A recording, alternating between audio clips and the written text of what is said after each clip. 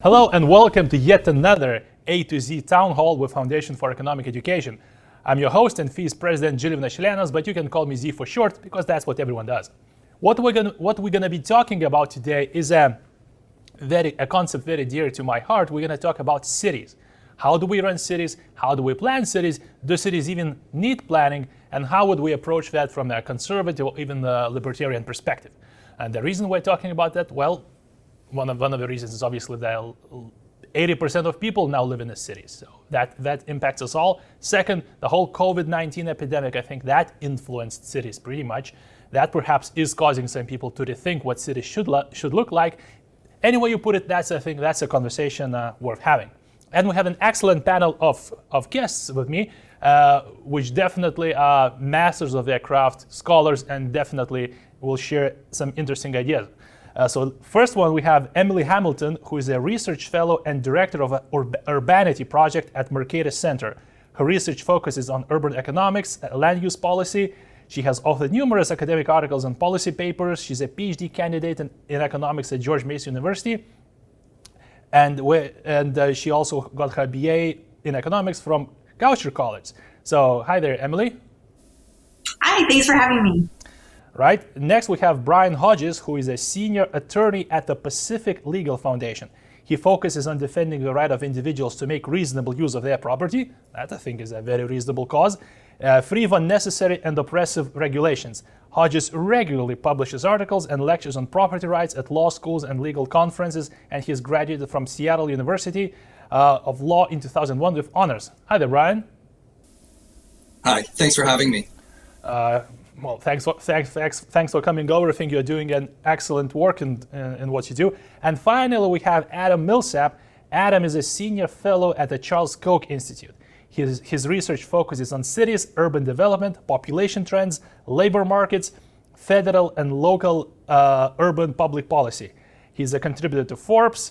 His opus and commentary have appeared in many national outlets, including USA Today, US News, World Report, The Hill, and others. He's earned his MA and PhD in economics from Clemson University, and his BA in economics from Miami University in Ohio. Well, Miami University in Ohio, that definitely sounds interesting. How are you, Adam? Good. Thanks for having me on. Excellent. So let's jump right into that. Before I give the floor to Emily, once again, the Q&A feature, if you want to ask questions to our participants, is there. We have about, like I said, 600 people, so keep those questions coming. I think we can have a very dynamic and fast conversation of basically how do we move ahead with city planning. So, Emily, the floor is yours. Thanks a lot, Z, and thank you to everyone joining us this afternoon. I'm going to talk about reforms to single-family zoning, which have been really taking off over the past couple of years. Then I'll talk about some of the limitations to focusing on single-family zoning exclusively. And finally, I'll talk about some reforms that local policymakers could consider for housing, given the budget shortfalls that they will be facing following the end of the coronavirus lockdowns. So first up, what is single-family zoning? It is land use regulations that require that every single house has to be detached and sit on its own yard, not touching any other houses. And it's often combined with minimum lot size requirements that set a floor on how large each yard has to be. And these are the land use regulations that lead to the typical suburban development that I'm sure many of you grew up on, and that is the most common type of neighborhood in the U.S. But these regulations also cause high prices in places where land is expensive, because each house has to purchase this minimum amount of land in order to secure housing. In 2019, Minneapolis became the first city in the U.S. that had single-family zoning and then eliminated it. The city of Minneapolis replaced their single-family zoning with triplex zoning, meaning that three houses can now occupy a single lot. And not three separate houses typically, but a triplex, which has three housing units inside what on the outside looks pretty similar to a single family house.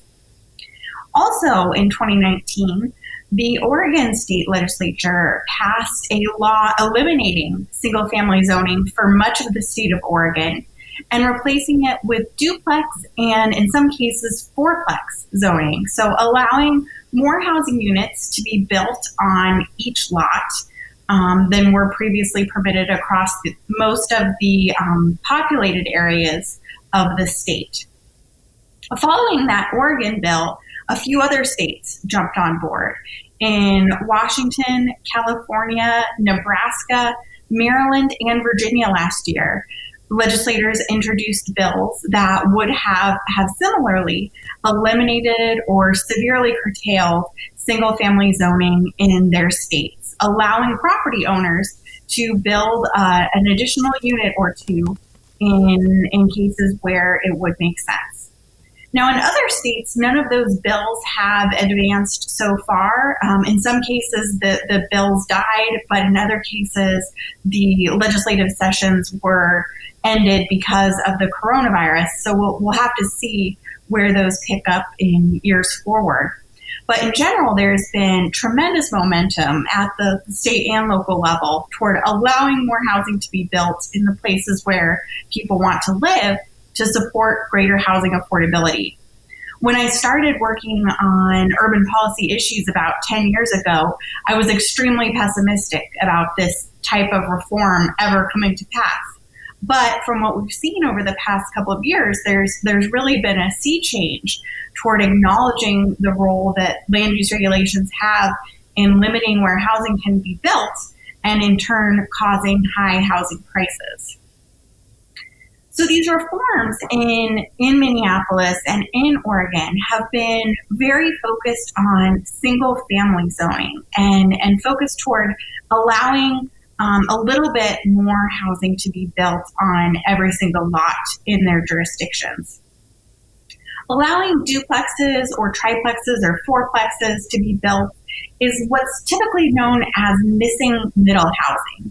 And this is housing that allows a small number of households to share one piece of expensive land, but it has low construction costs, similar to a single family house, as opposed to a large multifamily building where per square foot construction costs get a lot higher.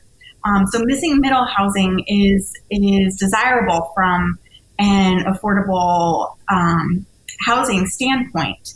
But when localities zone only a tiny portion of their land for multifamily housing, that portion typically goes to large multifamily buildings because developers want to build as much in those small portions of localities as they can. So allowing missing middle across much larger land areas is a move to promote housing affordability.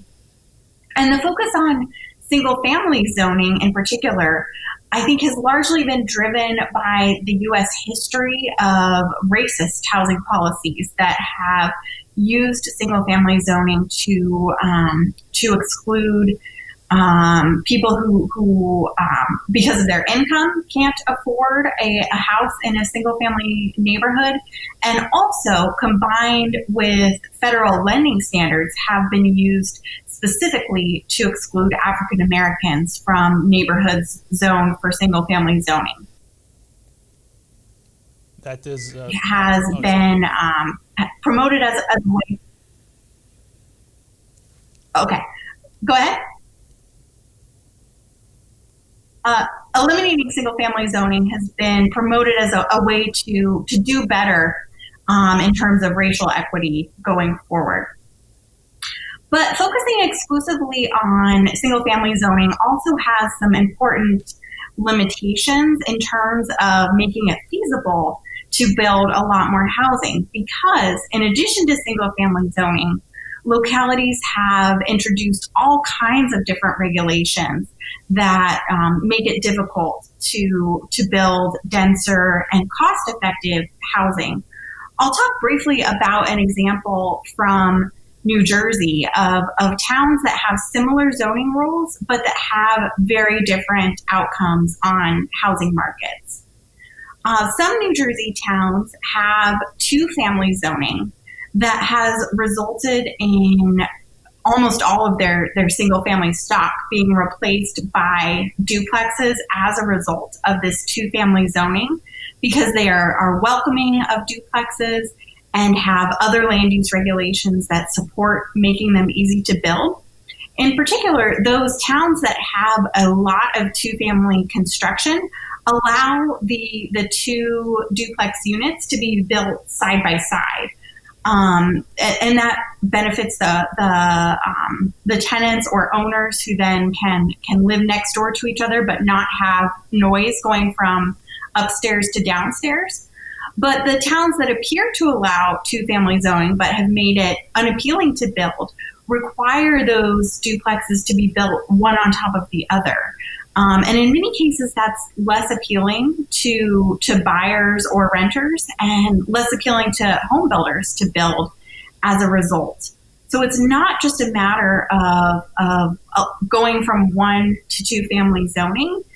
It's also a matter of changing the whole suite of land use regulations that currently make it difficult to build that missing middle housing across U.S. localities.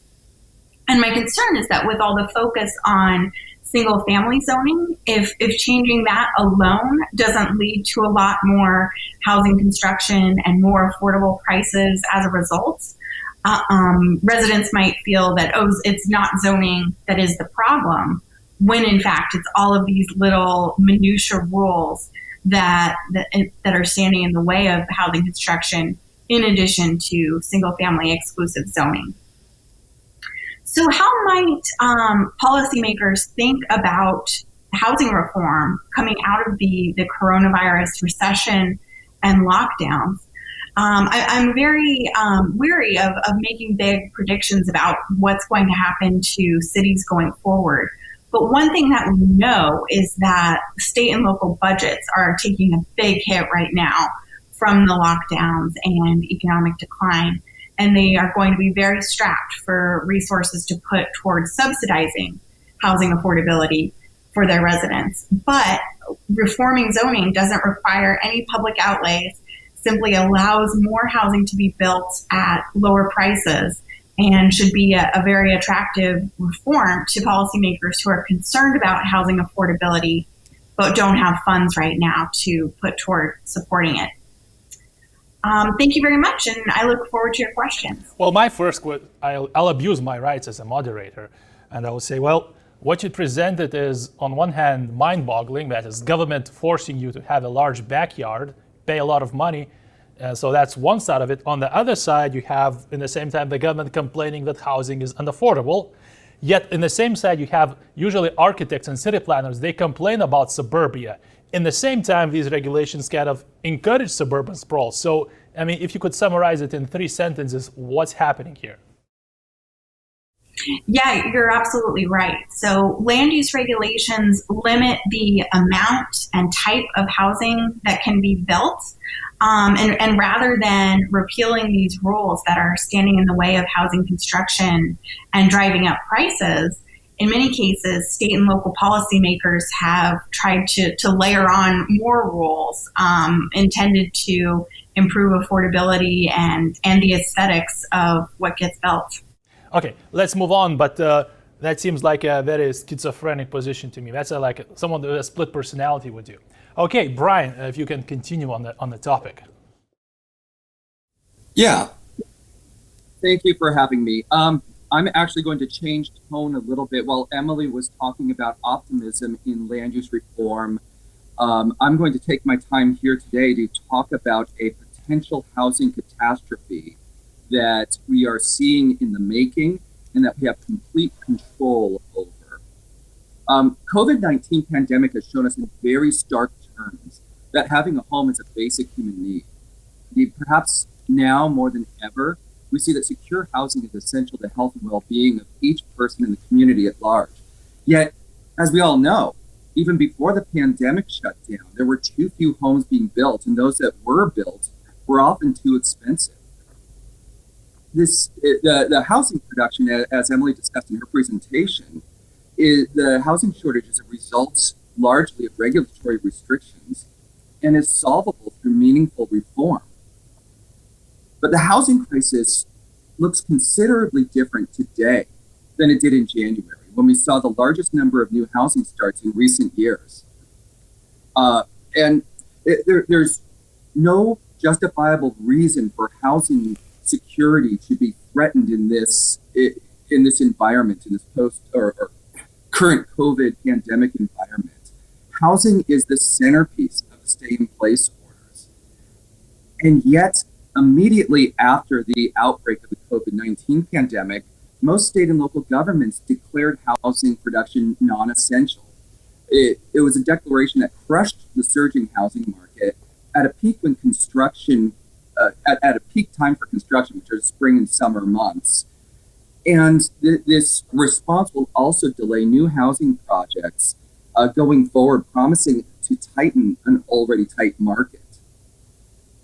That aside, the housing outlook is even worse for poor and middle-class renters than for homeowners.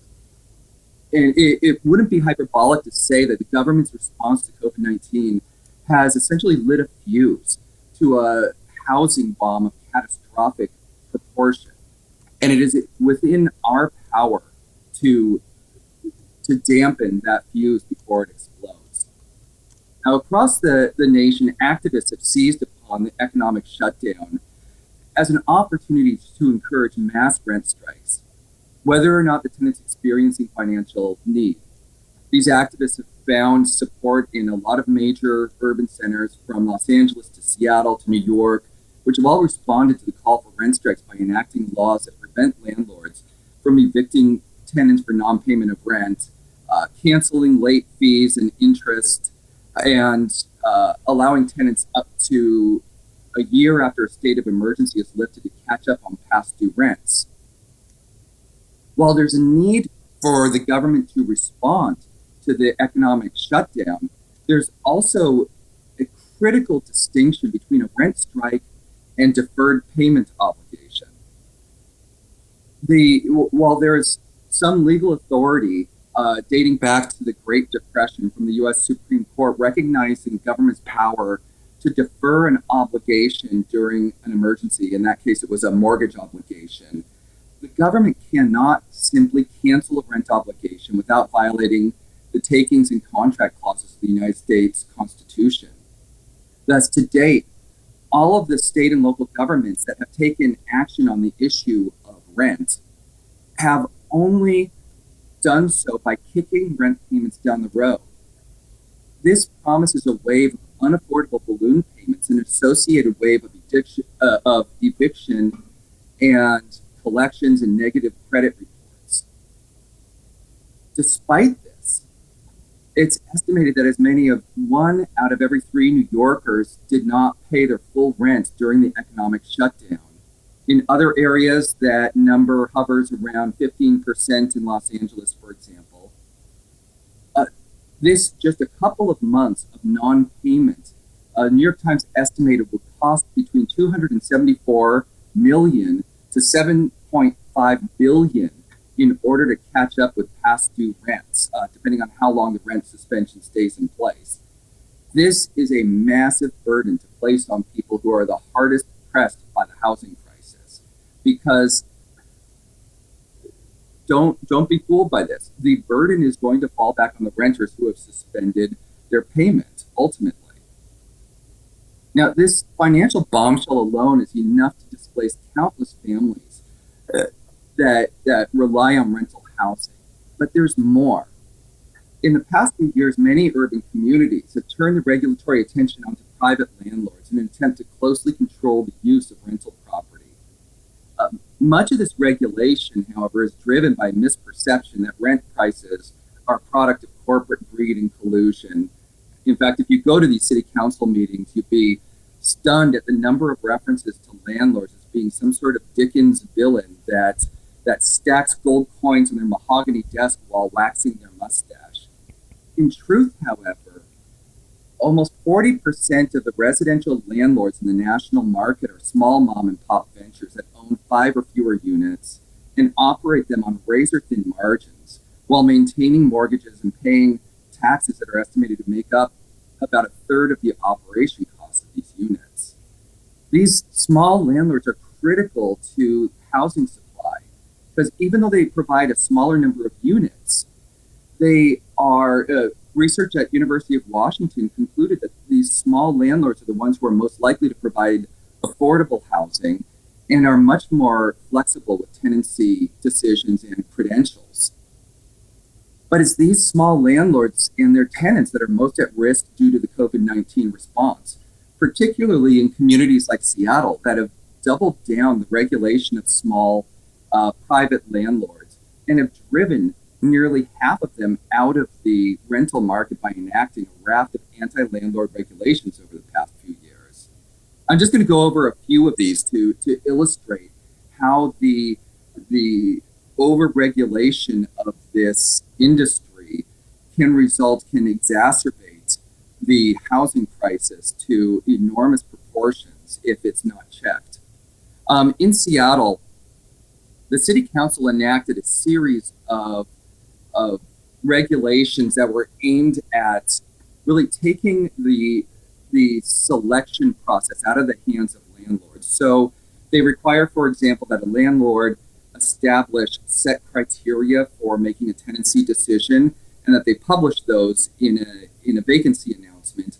And the first person who numerically satisfies the credentials must be offered tenancy, and then they get a right of first refusal. And if they don't take the apartment, it passes to the next person who satisfies the credentials. The landlord is not allowed to inquire into any of the personal information of the applicant. They can't make decisions based on if they have two equally qualified tenants, make a decision based on who the best fit is. That is now declared an unlawful practice in Washington State or in Seattle. In addition to that, the city also adopted a regulation that prevents landlords from looking at criminal histories, regardless of the severity. So a long-term felon with repeated convictions for assault or fraud or even arson, that information is off limits. And if a landlord looks at that information, they will be liable. They will violate the law and be liable for civil penalties.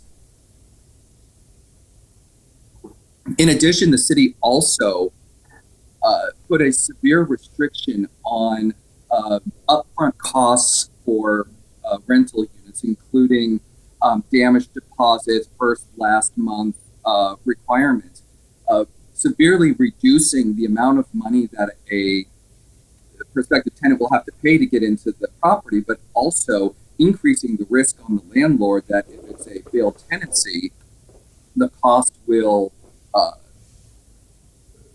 be much higher on the landlord in order to recover from the failed tenancy.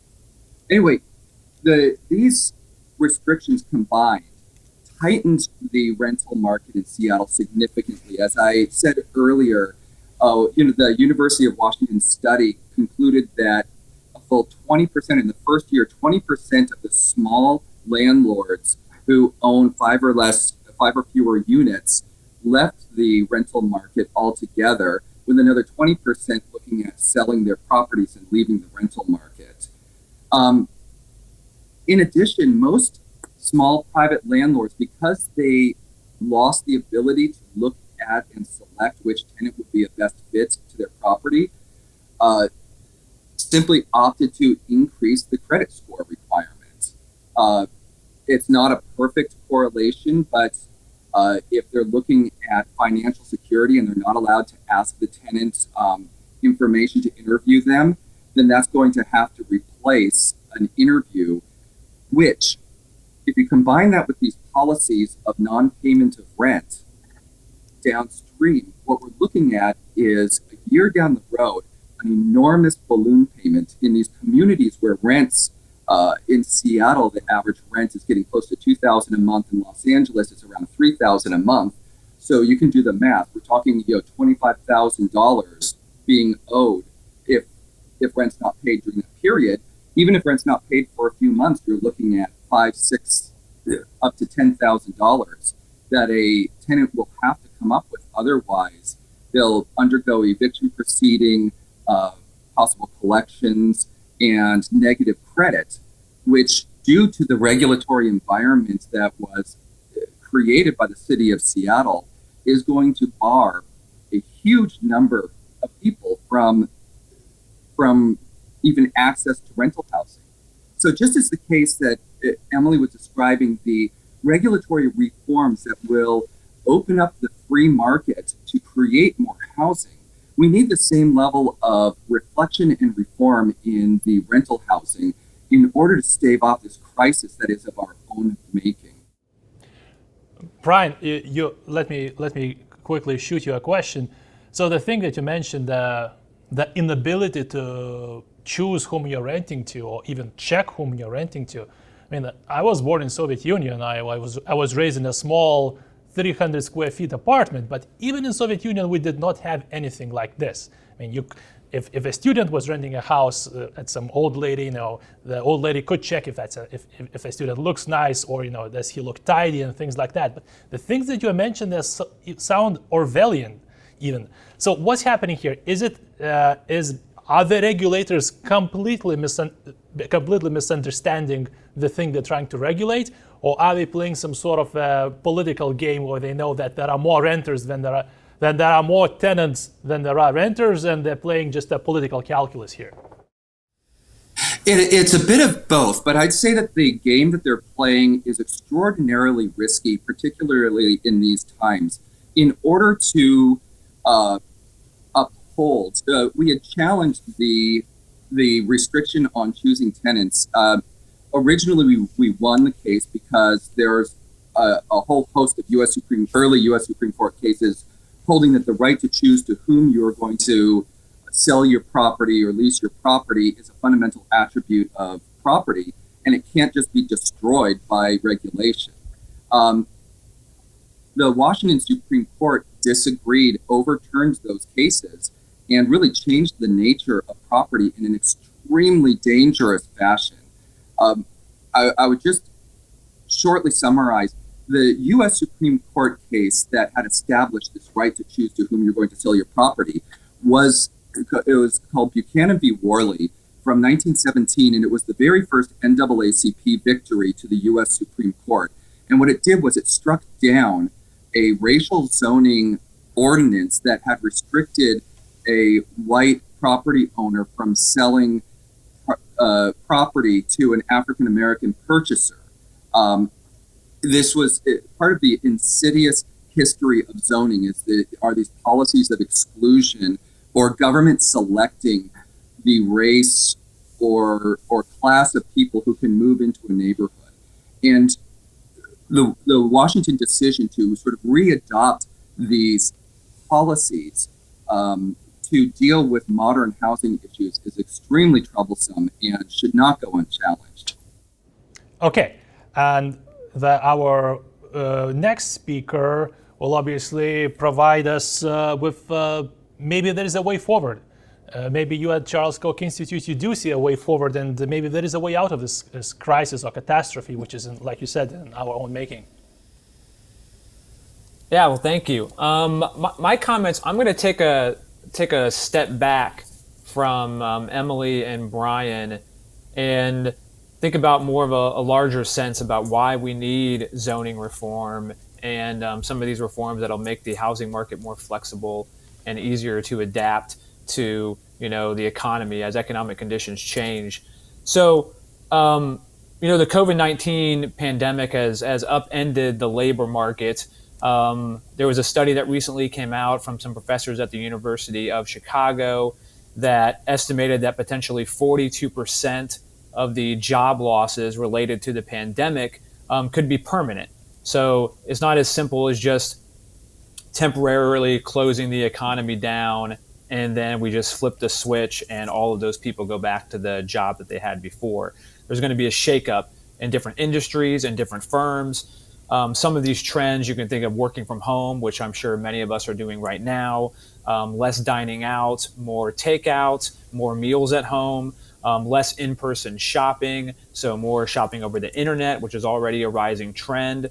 And this is especially these trends are likely to be even magnified in cities where commercial rents tend to be very high. If you've been to a restaurant in, say, Manhattan or downtown Washington, D.C., which is near where I live here in Arlington, you'll notice the tables are very close together. You're often bumping elbows with the party next to you who's also sitting there. That doesn't happen at the suburban Applebee's or some of the other restaurants that are out in areas where there's more space and it's less costly. So these restaurants are going to be shaken up. Demand for these experiences, as it falls, it will not only affect the services themselves, but also some manufacturing. If people are going to work less often, they'll need less professional clothes. So the garment industry and the clothing industry will be shaken up, right? What are people going to wear when they're working from home versus what they're wearing when they're in their office? Business travel will be changed a lot, right? So less demand for airlines potentially going forward, less demand for public transportation in places like Washington and New York City. Some of the things, look at the meatpacking industry. We saw that there was a big outbreaks of COVID-19 in meatpacking plants. So going forward, are they going to use more automation and try to automate the process more so there'll be less people involved? So from an employment standpoint, that industry might shrink down. And what does that mean for the labor market? So there's going to be a lot of shakeup, not just in the kind of services and stuff, but that's going to have ripple effects through manufacturing. Food is made differently for restaurants than it's made for home. It comes in different packaging, different rules about how you have to label it with nutrition and things like that. So all that stuff's going to be shaken up a little bit going forward.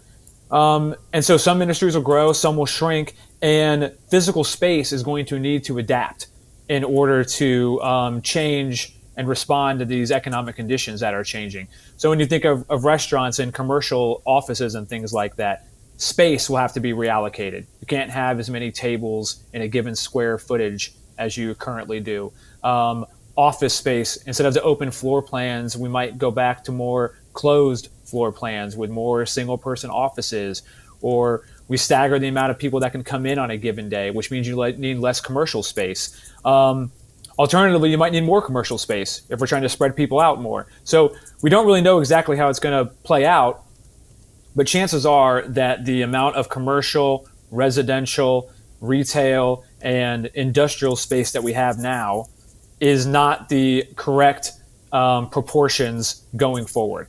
So you're going to need to see things change from commercial to residential. Like I said, these different layouts in restaurants, potentially more outdoor seating, so more open spaces, more plazas, more patios in order to allow people to eat outdoors, which seems to be safer than eating indoors.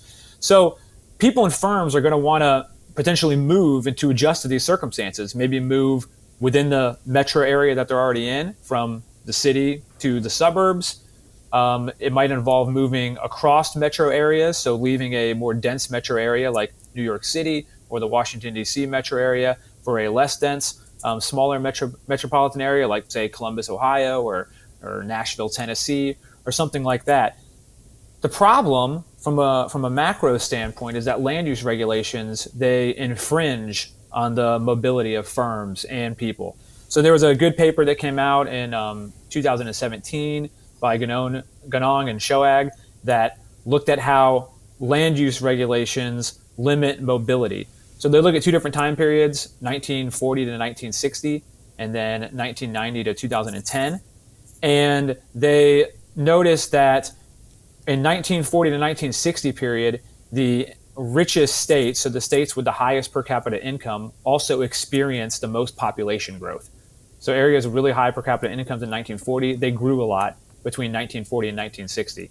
They look at that same relationship from 1990 to 2010, and the relationship has flattened out. So in that 20-year period, the states that had the highest per capita income didn't necessarily see the most population growth. So and they show that land use regulations are a big contributing factor to this inability of people to move to the highest income areas, which is what was a big part of the past and migration movements and things like that.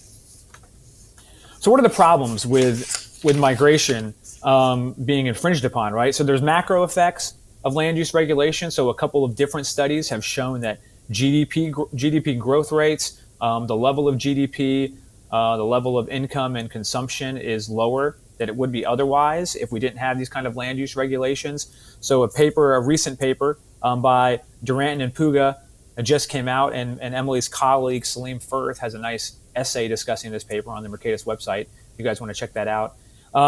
Their paper finds that income and consumption, output and consumption would be 8% higher if we reformed our land use regulations. That's an extreme result to a really liberalized state of land use regulations that might not exist in the real world, but potentially we could have 8% greater consumption and output.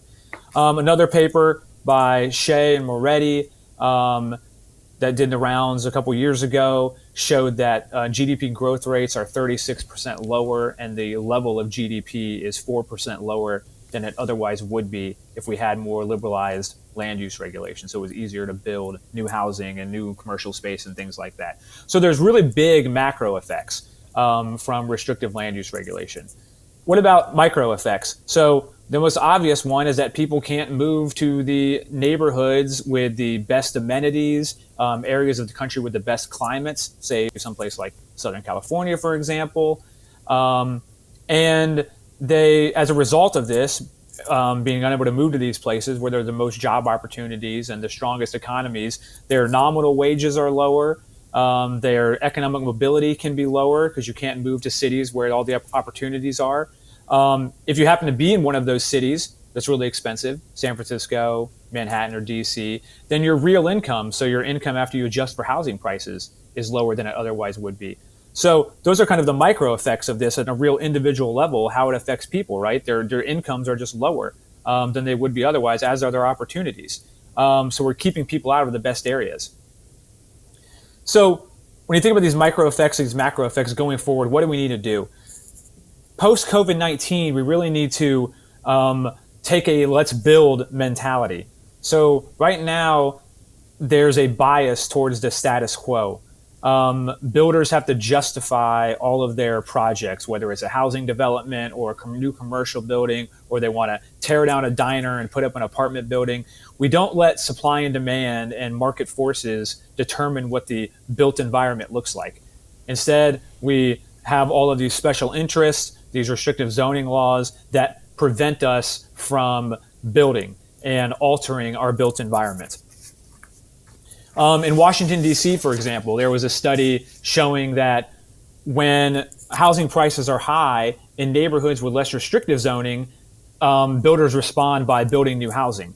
But in a lot of neighborhoods, they can't build new housing because of the restrictive zoning. And so all they can do is make additions to the current housing stock, or you can make alterations, say turn a single family home and subdivide it into like 3 or 4 apartments or something like that. But it's very difficult to actually build new housing. I think one manifestation of this that I've kind of been trying to bring attention to recently is historic districts. One analysis in DC shows that maybe as much as 20% of the structures in DC are under some historic designation. That makes it very difficult to change the appearance of the exterior of the house, makes it very hard to tear it down and alter it, right? So you can't knock down a house, in Georgetown that was built in 1910 and put up like a 3-unit apartment building. That's just not possible because of these historic designations. And when you have 20% of a city covered by these historic designations, it creates a real problem and makes it so that the built environment can't adapt as the highest value of the land changes.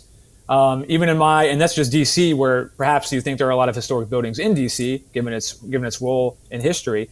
But even in the city closest to me where I'm from, Dayton, Ohio, many of the best neighborhoods that are near the downtown, the most walkable, highest demand neighborhoods, are also covered by historic districts with a lot of pre-1920s housing. So where the housing is basically determined by the taste, the building materials, and the building techniques of the early 20th century, even though a lot of things have changed since then. So I think historic districts are just one manifestation of this desire to maintain the status quo and refusal to build new things. When you look at other land use regulations, there was an analysis showing that 40% of Manhattan's buildings couldn't be built today of New York City's buildings couldn't be built today because they violate some kind of rule, whether it's a violation of how many units you can have, so some unit density requirements, violation of how much commercial space you're allowed to have, height requirements, stuff like that. So the skyline that we see in New York City today couldn't exist if all of the buildings had to live up to the standards that are currently imposed on them. So these are just huge problems, and I think that both of these things just emphasize how we need to move to a more flexible built environment. On all these spaces, what does it mean? It means that space is misallocated in our cities. So we have potentially too much commercial and not enough residential, potentially not enough industrial and too much commercial, or maybe we have too much residential in some places and not enough commercial. It's hard to even know without doing like individual city level studies because of their regulations that are so pervasive in local governments and how they're exactly distorting the allocation of space. We know there's too much parking. There's been a lot of studies showing that parking requirements are a problem. We devote too much space to cars in cities through these parking requirements. So that's one thing that also needs to change. But overall, I think the message coming out of COVID-19 is that economic growth is stifled when the built environment is unable to adapt to changing economic circumstances and where the highest valued use of land is saying that what we should do with these buildings. And going forward, we need to loosen up zoning regulations in the ways that Emily and Brian both described, right? There's a lot of micro problems here in laws and regulations that prevent it from growing. And this is even more important, I think, going forward. Just a couple other things to throw in here in closing when you're thinking about mobility, right? One of the biggest things that governments can do is make it easy for people to get to and from their homes to their jobs. So urban mobility. Alain Bertaud talks about this a lot in his new book, and he emphasizes that it should only take about 1 hour to get to any job from any place in the metro area. 1 hour should be the max that it takes. So going forward, I think governments need to spend more time focusing on what they can do to increase mobility, what they can do to maintain free flow transportation. So things like congestion pricing, privatizing bus systems, refurbishing mass transit when densities warrant it. So potentially in places like DC and Boston and New York City, but then not building mass transit in places like Atlanta, for example, where the densities just don't warrant having really extensive subway systems. And then potentially my other thing that I'm kind of pushing these days is taking highways out of cities. So removing the strips of highways that cut right through cities. They create artificial barriers. They create barriers between neighborhoods. They have adverse health effects through pollution and exhaust emissions, and they take up space. So it doesn't make sense to have really high valued real estate in downtown Atlanta or downtown Columbus, Ohio, or downtown Washington, D.C. taken up by 6, 7, 8 lane highways. So I think these are all things that cities need to do going forward in order to make our economy more flexible and more resilient. Whew, that was a lot. Well, I think I very much liked your reference that many of the New York's iconic buildings couldn't be built today, and we probably could joke that out of 7 wonders of the world, none of them could have been built if they had to get the permits. And we can of course remember the situation of Eiffel Tower, where the architectural snobs protested immensely against Eiffel Tower, which of course was supposed to be a temporary structure and now is the symbol of Paris. So funny things. Okay, well, question to all of you, and we have questions coming up from our viewers. So what you're talking about, it seems very simple, very intuitive. Restrictions increase prices, restrictions drive people away. Just let people build, and everyone's gonna win. What are and some of you mentioned the interest groups that kind of support this restriction, or interest groups that are against this liberalization. So what are these interest groups, and what do they gain from not allowing people to build houses? So all of you, or any of you, answer this. Well, I'm happy to take a first crack at it.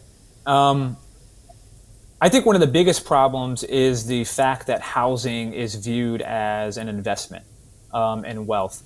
So the interest groups, a lot of times, are just the single family homeowners that Emily was talking about with single family zoning, right? You buy a house, you expect that it's going to increase in value at a relatively stable pace over time, especially in the most restrictive areas, so like DC, San Francisco, New York.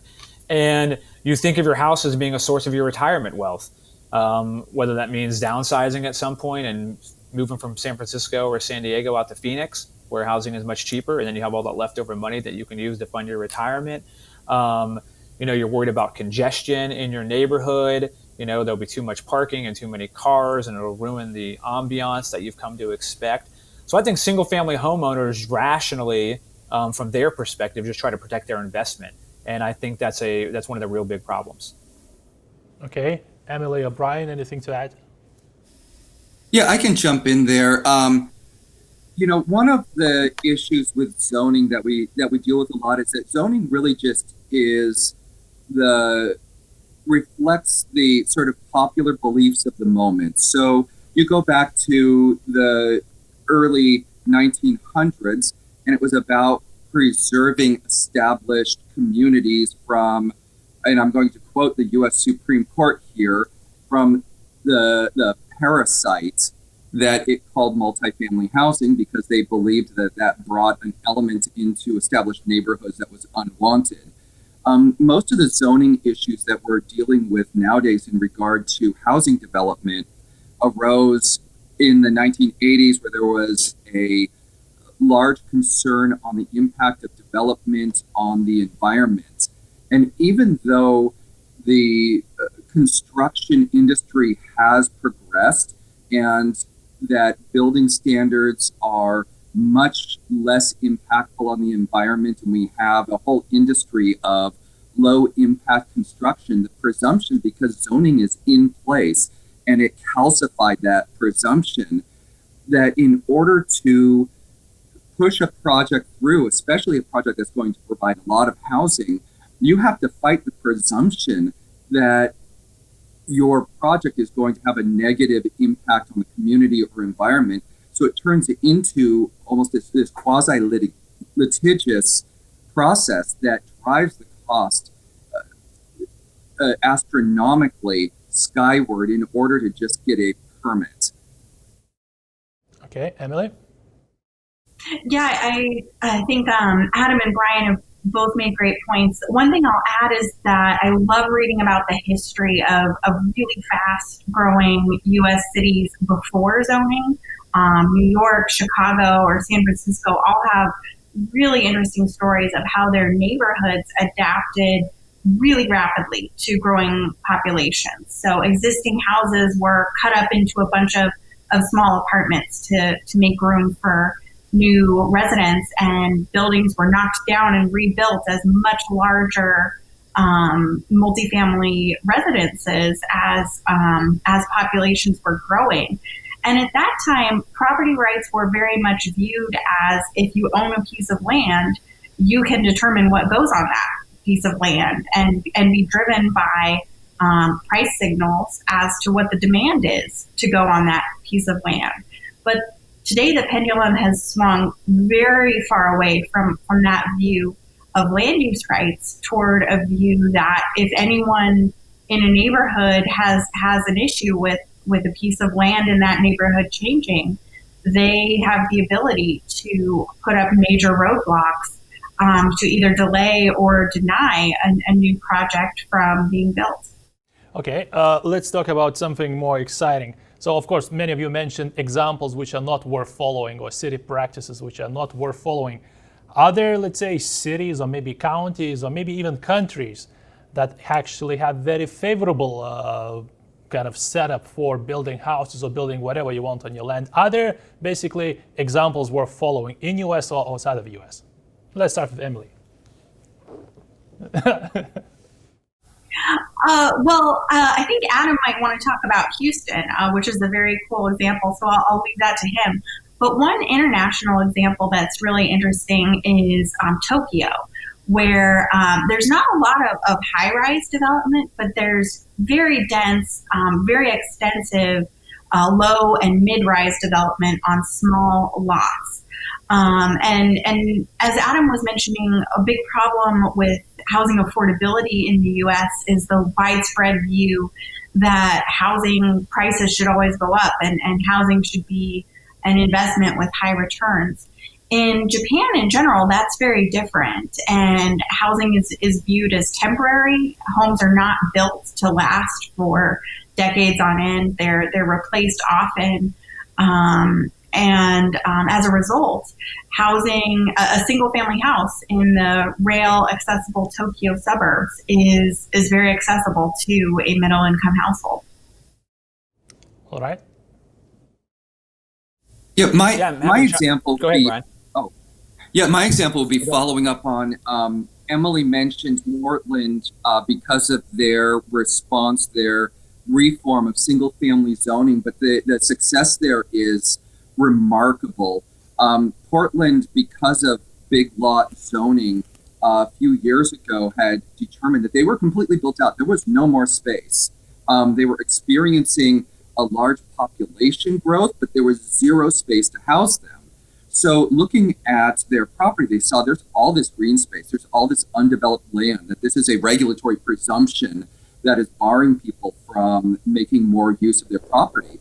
So Portland adopted a regulation that says, where a lot meets these certain criteria, you have a right. And this is critical because this goes back to, again, what Emily said earlier with the presumption of a right to use property. They recognize that you have a right to develop an accessory dwelling unit, so a small apartment, above garage apartment, a in-law apartment, granny flat, whatever you want to call it. What that did was just a pen stroke opened up 116,000 potential housing sites in Portland, and resulted in the first couple of years of the construction of 2,000 affordable rental units within the city. That could be reproduced in every city that's facing a housing crisis. And although it only touches a small fraction of the people who need housing, that takes those people out of apartments and out of single-family homes and frees those up for families that need a larger housing opportunity. Mm-hmm. Adam? Yeah, I'll just mention Houston. So Houston is often considered, a more free market type of area. They have no use zoning in the sense that they don't have this is where residential goes, this is where commercial goes, and this is where industrial goes. But they do have a lot of other regulations that control housing, setback requirements, minimum lot sizes, things like that also interfere with the supply and demand signals that are being sent. But recently, or not that recently now, in the late 90s, they did a minimum lot size reform. So within the I-610 loop, they allowed neighborhoods and blocks to get their minimum lot size down from 5,000 square feet to as low as 1,400 square feet. So the minimum lot size you would need to build a structure on. One thing that was interesting about this reform is that it does maintain a lot of the presumption of property rights that Emily was kind of alluding to. So it's not that you can just do that individually on your own parcel, but if your area decides not to opt out, then you can do the 1,400 lot size, but your area can also have a vote, and the criteria is not very high. I think it's just over 50% when the new reforms, maybe it's 60% still, I'd have to double check. But you can opt out and you can still keep your minimum lot size 5,000 square feet rather than reverting to the 1,400. But a lot of areas didn't opt out. And as a result, a lot of Houston neighborhoods have been drastically transformed. So areas where there used to only be single family zoning sat back like 50 feet from their property line in the front. Now you see a lot of townhomes and duplexes that are located on the same lot where it used to be just one single family home. And so there's been a lot more density within the 610 loop in a lot of neighborhoods, and they've kind of completely transformed. And in a study that Nolan Gray and I do, another one of Emily's colleagues at the Mercatus Center, we find that a lot of this density actually increased in middle income neighborhoods. So not necessarily low income neighborhoods, so wasn't necessarily a lot of gentrification. And then a lot of high income neighborhoods opted out, or it appears that they opted out because you don't see a drastic increase in the housing on smaller lots.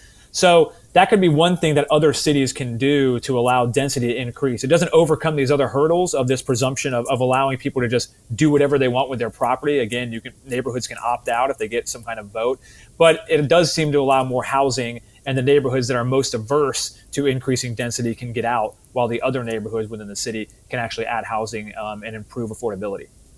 Right. Before I jump to my last and sort of closing question, I think what this kind of connects to what we're talking about. So TK from Fee in his Revolution of One, he's talking about many of these issues that happened last week and many of the systemic issues. And the thing that you mentioned, that how poor families are basically denied housing through all these extensive zoning laws, I think would very well fit into his into what he's talking about. So I'm going to put some of you in touch with him, because I think you would be excellent guest for his podcast, where he explores the issues of race, the issues of justice, what are the problems and what are the solutions. So I mean, if you want to check out what TK Coleman is doing, check out Revolution of One on fee.org. And basically all of our last week's coverage was on these issues. So let me jump to the final question. So we see the left mobilizing sort of low-income people for issues like Fight for 15, fight for higher minimum wage, fight for more taxes, fight for more stuff from the government or from taxpayers. I think they've been really good in this. How come then we have such a problem, which is shortage? The shortage is not because there is a lack of land in the United States. There's plenty of land where to build houses.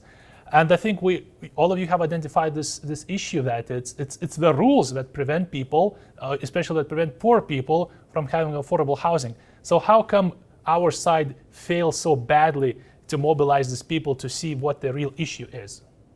And once again, whoever wants to answer this. Well, don't jump in at once, all of you. So I guess I'll try to jump in. Oh, go ahead. Go ahead, Emily. Okay. One framework that I think is really helpful at explaining that issue is Virginia Pastrell's framework that she develops in her book called The Future and Its Enemies, where she contrasts people who support a dynamic economy that is growing and changing and providing new and different opportunities over time, against people who want to just either support the status quo or support a top-down government plan for improving things. And we very much see those three interest groups in housing. You have homeowners who don't want anything in their neighborhoods to change, meeting with progressive activists who do want to improve housing affordability, but only want to do it through grand plans for example, a huge new plan for public housing, rather than simply allowing more housing to be built at lower prices. So I think Virginia Pastrell's framework is very helpful in the case of housing.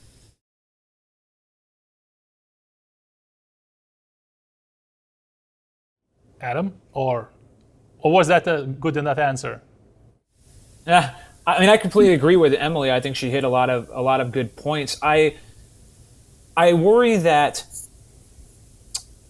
being satisfied with the status quo is somewhat of a normal good in economic parlance. Mm-hmm. So demand increases as income increases. And America is a very wealthy country. So in many ways we can afford, in quotation marks here, we can afford policies that are really distortionary because we can waste a lot of resources, for better or worse. And so I think in cities, rather than 100 years ago, the government didn't have enough money to even come close to trying to house everyone. Now we hear more discussions of, subsidized housing. Rent control is very popular, right? We impose rent control to keep housing affordable. So we are okay with going back to some of these distortionary policies because we don't want people to have to move. Moving is, it upsets the status quo, right? It's disruptive. And so people just want to be able to stay in their neighborhood, and they want their neighborhood to stay the same. And they use their political clout to get this. So I think we see this not only in housing. This is just a general decline in entrepreneurship and innovation and stuff like that, that the status quo is something that we really value. Disruption is very costly, and we're willing to pay a very high price for maintaining it. So I'm somewhat pessimistic about the ability to get out of that trap. Brian, any inspirational words to finish us off? Just when we reopen from the COVID-19 shutdown, we need to really invest in the free market solution to these problems. So the solutions are at hand. The problem that I was talking about with renters unable to make rent, there have been numerous newspaper articles talking about how landlords have privately worked out solutions, either like reducing rent or working out a repayment plan with their tenants. This works. For landlords, it's in their own best interest to work something out with a good tenant rather than go through the process of the costly and lengthy legal process of evicting and trying to collect money. So let's let the system work and see how that works before. Let the free market take the front line in these private matters of property and contract rather than the government. I totally agree. If only the population and if only the government would listen. But then again, this is our job. If we are professionals and if our job is to spread liberty, I think this is what we should do tirelessly, just as the other side does. Thank you for your time. I'm very glad you joined Fee for this exciting seminar. To remind you, we had Emily Hamilton from Mercatus, we have Adam Milsa from Koch, and we have Brian Hodges from Pacific Legal Foundation. Thank you guys for joining us. Thank you for all of our viewers who tuned into this Town Hall A to Z. We're going to take a break from organizing these, but I'll definitely see you next time online discussing the issues that we all care about. Thank you guys.